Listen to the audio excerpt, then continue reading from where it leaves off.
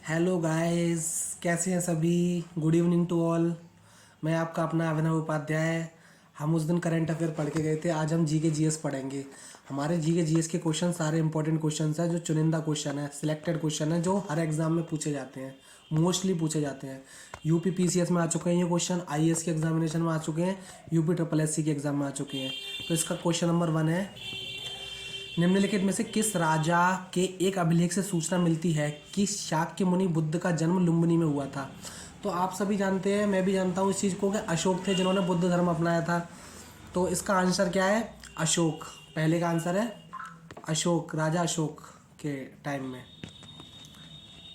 Question number 2, home rule league आंदोलन सर्वप्रथम किसने आरंभ किया था? देखिए ये क्वेश्चन कितना इंपॉर्टेंट है, यूपी पीसीएस में आ चुका है, यूपी पीसीएस में 2 बार आ चुका है। तो Annie Besant, Sarojini Naidu, option number C Surendranath Banerjee, option number D Tilak. तो आप जानते हैं, देखिए होम रूल लीग दोनों ने चलाई थी, तिलक ने भी चलाई थी, एनी बेसेंट ने। तिलक ने अपनी अलग चलाई थी, एनी बेसेंट ने अपनी अलग चलाई थी। तो सबसे पहले किसने आरंभ की थी? सबसे पहले होम रूल लीग आरंभ की थी एनी बेसेंट ने। ठीक है, ए for America. Next question, Congress के 1916 के लखनऊ अधिवेशन में कौन सा मुख्य दूरगामी परिणाम वाला निर्णय लिया गया था? यह क्वेश्चन एमपी पीसीएस में पूछा जा चुका है और यूपी ट्रिपल एससी में भी 2-3 बार पूछा जा चुका है यह क्वेश्चन। तो आप जानते हैं मुस्लिम लीग जो इसमें ये जो हुआ था कांग्रेस का, ये इसे लखनऊ पैक्ट के नाम से जानते हैं। ठीक है, लखनऊ पैक्ट। इसमें इसके मुस्लिम लीग की प्रथम निर्वाचन की मांग स्वीकार की। ऑप्शन नंबर बी, कांग्रेस और मुस्लिम लीग का अस्थायी विलय हो गया। ऑप्शन नंबर सी, कांग्रेस का अध्यक्ष एक मुस्लिम व्यक्ति चुना गया। ऑप्शन नंबर डी, इनमें से कोई नहीं। तो इसमें पैक्ट हुआ था, पैक्ट का मतलब होता है जोड़ना। तो जब दूरगामी परिणाम वाला इसका निर्णय, तो यही हुआ ना इस अधिवेशन में, दोनों मुस्लिम लीग की पृथक निर्वाचन क्षेत्र की मांग स्वीकार की गई। तो मुस्लिम लीग की तरफ से कौन इसमें वो कर रहे थे, नेतृत्व कर रहे थे? मोहम्मद अली जिन्ना। और अपनी तरफ से, हमारी कांग्रेस की तरफ से तिलक थे। तो इन्होंने मिलके, सब ने मिलके ये एक पैक्ट किया, इसको लखनऊ पैक्ट बोलते हैं। इसका option number A is correct. इसका option number A is correct. Congress और मुस्लिम लीग के बीच प्रसिद्ध लखनऊ समझौते पर हस्ताक्षर कब हुआ था? ए ऑप्शन 1913 मतलब 1913, option number B 1914, option number C 1915, option number D 1916। तो कब हुआ था बताइए? तो ये पैक्ट जो हुआ था ये 1916 में हुआ था। ठीक है, option number D, D for Dubai. 1916 में भारतीय राष्ट्रीय कांग्रेस के लखनऊ अधिवेशन की अध्यक्षता किसने की थी? जो लखनऊ अधिवेशन हुआ था इसकी अध्यक्षता किसने की थी? ये मोस्ट इंपॉर्टेंट क्वेश्चन है। आप इसको देखिए यूपी पीसीएस में भी पूछा गया है, 2 बार नहीं 4 बार पूछा गया है, और अब भी पूछा जाता है। ऐसा नहीं, अभी यूपी ट्रिपल एससी में पूछा गया है, बीपीएससी में पूछा गया है, केवीएस के एग्जाम में पूछा गया है, जनरल स्टडीज में। तो इसका ऑप्शन नंबर ए है Annie Besant, option number B है Lala Lajpat Rai, option number C है Motilal Nehru, option number D है एसी मजूमदार। तो इसका आंसर रहेगा दोस्तों अंबिका चरण मजूमदार, अंबिका चरण मजूमदार। ठीक है, नेक्स्ट क्वेश्चन पे आते हैं। बुद्ध ने अपना पहला उपदेश कहाँ दिया था?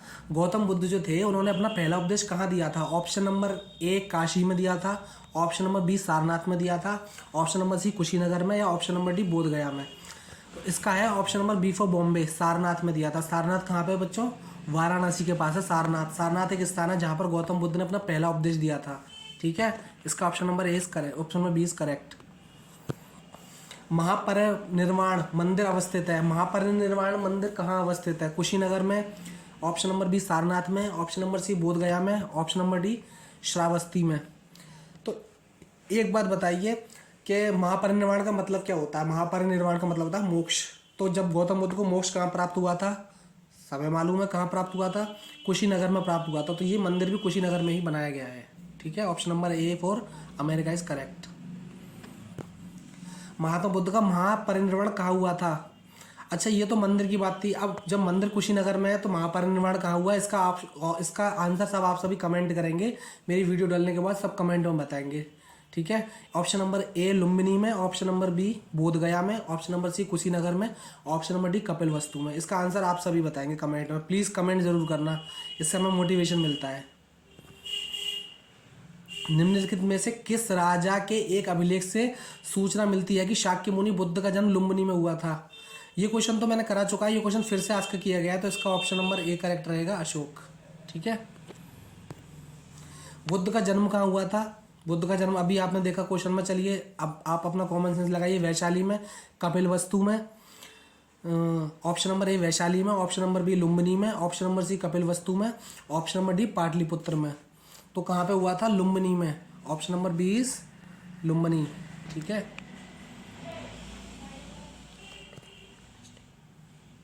ठीक है, तो दोस्तों मेरा यही है। मैं आज जनरल अवेयरनेस लाया हूँ, कल से मैं और भी चीज़ें लाऊंगा,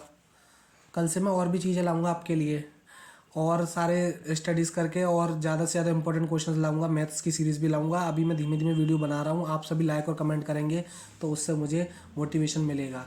और अच्छा चलिए, एक जनरल अवेयरनेस की बात ही बताइए, पता होनी चाहिए जनरली। फंडामेंटल राइट्स कौन से आर्टिकल, कौन से पार्ट में आते हैं, जिनको मौलिक अधिकार बोलते हैं? ठीक है, तो किस में आते हैं? भाग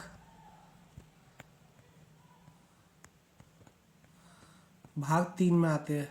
ठीक है, फंडामेंटल राइट्स भाग 3 में आते हैं। अच्छा ये बताइए, फंडामेंटल राइट और डीपीएसपी किस में आते हैं? जैसे राज्य के नीति निर्देशक तत्व, तो इसको भाग 4 में आते हैं। भाग 4 में इसको याद कैसे रखेंगे? आप याद रखिए डीपीएसपी, इसमें 4 वर्ड आ रहे हैं तो भाग 4 याद रखिए। फंडामेंटल राइट में आर्टिकल्स कितने हैं? Article number 12 to 35। ठीक है, चलिए मैं और बताऊंगा ऐसी नॉलेज की चीज़ें, अच्छे से वीडियो और बनाने की कोशिश करूंगा। धीमे धीमे दिन पे दिन हम अपने आप को इम्प्रूव कर रहे हैं। हमारा चैनल है, इसको सब्सक्राइब कर दे, लाइक कर दे, कमेंट ज़रूर करें। कमेंट से मुझे बहुत खुशी मिलती है। अगर आपको कुछ सीखने मिला है तो कमेंट ज़रूर करें। ठीक है, थैंक यू, बाय दोस्तों।